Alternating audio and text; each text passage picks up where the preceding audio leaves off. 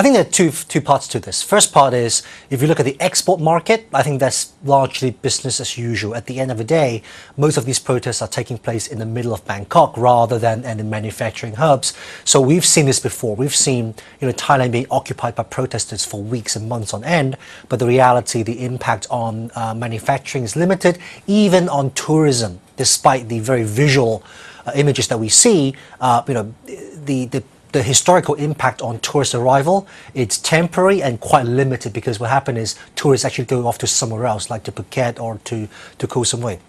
So the economic impact, I think, will still be relatively contained from that perspective.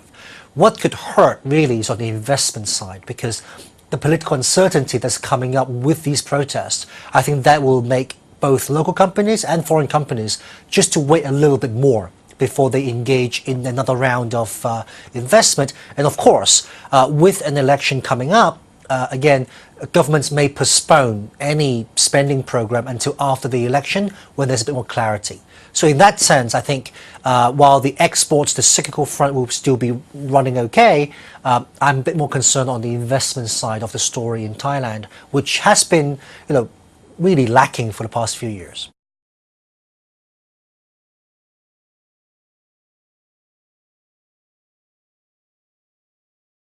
Well, I think it had a very strong run in the past 5 years, and I believe that a lot of the structural aspects of ASEAN is still largely intact. It's still a huge economy with a very vibrant population and consumer base, and really a lack of infrastructure that could, again, present opportunities.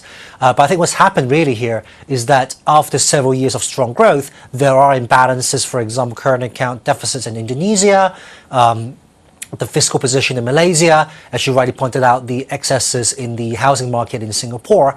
I think this will take time for that to work itself out, which implies that growth in this part of the region may take one or two notches down compared to what we've had, but far from a crisis situation back in '97.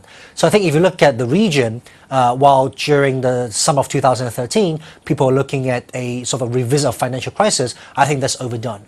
The reality is, I think the economy in ASEAN needs to really slow down just a notch to rebalance itself and then prepare for next phase of growth. So I think 2014 will still be challenging, but I think the overall fundamentals of the region is still largely intact.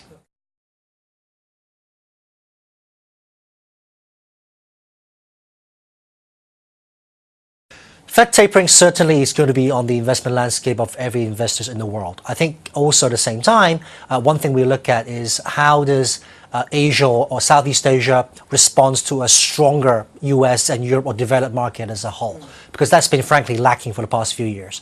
So if countries like Singapore or Malaysia or Thailand, they can feed part of their economy through the recovery in the developed markets, that's an extra engine that can offset some of the domestic adjustments that we just talked about.